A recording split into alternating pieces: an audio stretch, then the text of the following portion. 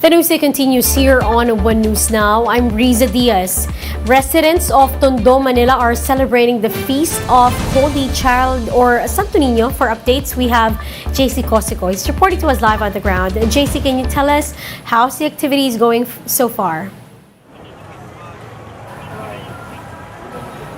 Riza, a motorcade was held earlier. Some devotees even brought their images of the Holy Child. Some images even had their costumes. After that, a street dancing competition was also held here in Plaza Hernandez, which was organized by the Manila LG to honor the Santo Niño. It was very colorful and festive, and residents were delighted. Some say they feel like it's already back to normal. Riza.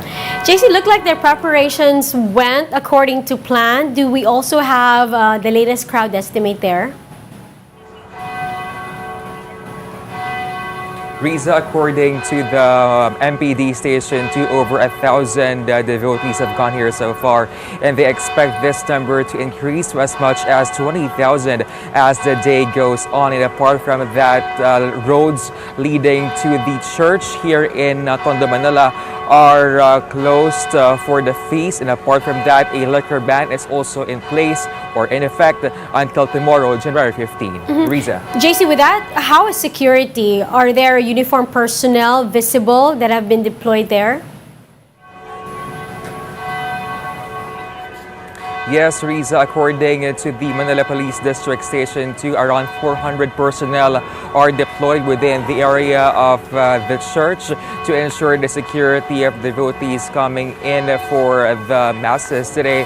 And apart from that, they're also inspecting the belongings of those trying to enter the church. And so far as we speak, according to the police, no untoward incidents nor security threats in line with the feast. Riza. JC, how about minimum public health protocols? Are they still being implemented there?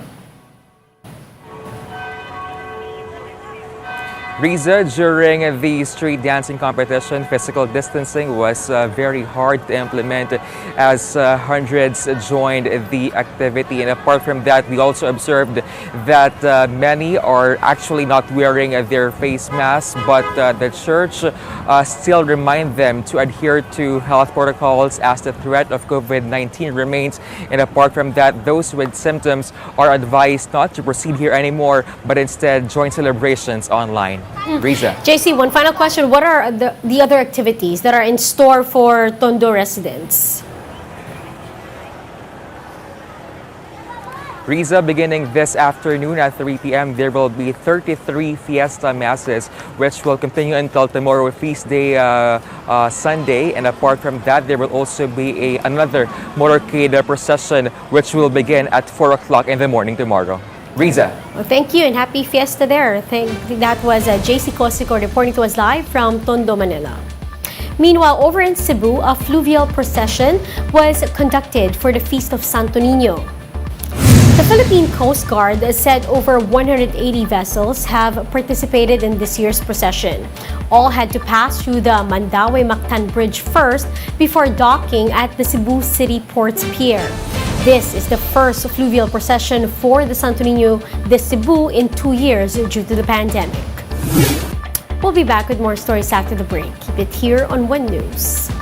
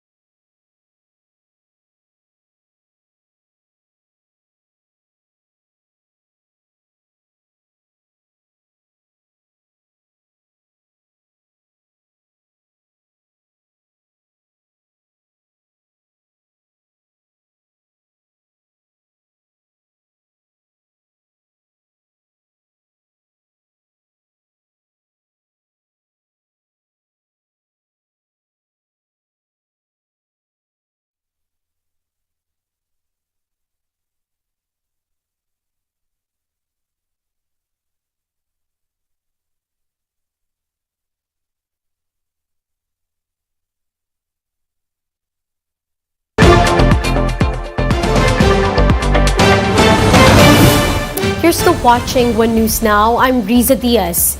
Aside from onions, prices of other commodities like fish and eggs have also gone up. Arian Kalumbiran with the report. With soaring prices of chicken and pork meat, dried fish have always been the cheaper alternative for many consumers. But Filipinos might have to tighten their belts further as prices of dried fish are also up. In La Union, prices of dried fish have increased by up to 100 to 200 pesos per kilo. Danggit prices in wet market soared to 1,000 to 1,200 per kilo from 750 pesos. Tuyo prices went up to 400 pesos per kilo while prices of dilis have hit around 600 pesos per kilo. Producers of dry fish in Santo Tomas, La Union attributed this to the low supply of these fish products over the past month. They say supplies have only begun to recover this January. Last year, gawa ng kuminsan din sila nagpapalahot dahil may gale warning, madalas may bagyo, kaya madalang ang isda. Though supplies have slowly recovered this month, sellers of dry fish warned that prices could still climb further with the incoming summer season. Asahan pong tataas. Kasi time na ito ng pakonta ang isda. Malamig tapos biglang iinit. Pakonta ang isda pagtagit dito. With this, sellers are left with no choice but to hike prices or risk losing income. Talagang tataas. Wala kaming magagawa. Susunod kami. Pag hindi ka nagdagdag, hindi ka naman kikita. Over in Dagupan City, prices of bangus remain steady at 110 to 120 pesos per kilo for smaller bangus and 160 to 180 pesos per kilo for bigger ones. Vendors, however, reported slow shipping of supply and smaller sizes of fish. Konti na kasing bangus. Umaga mayroon na. Tapos madami. Ngayon, parang bihira. Yung sizes niya lumiliit. Lumiliit din yung presyo niya. The Fisheries and Aquatic Resources Bureau explains that this is a temporary situation.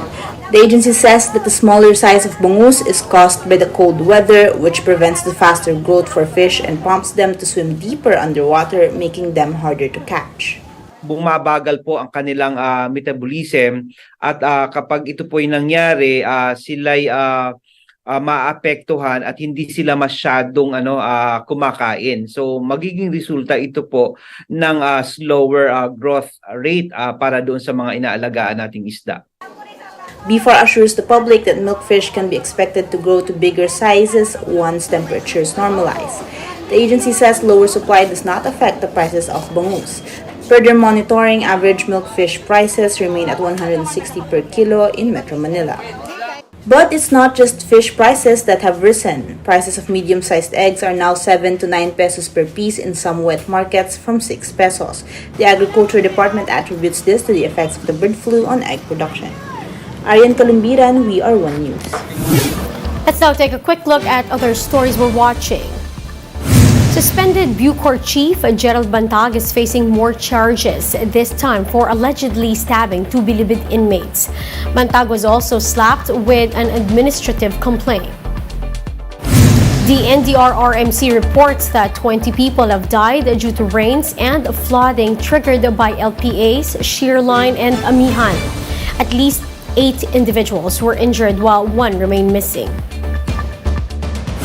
And the Energy Department sees minimal adjustments for the prices of petroleum products next week. It would range around 50 centavos for both potential increase and rollback. Now for more updates, visit News 5, The Philippine Star, and Business World Online. Visit our website, onenews.ph, for more in-depth analysis. You can also catch One News on Signal Play app. Register for a free account at www.signalplay.com and stream One News live anytime, anywhere. I'm Riza Diaz. We are One News.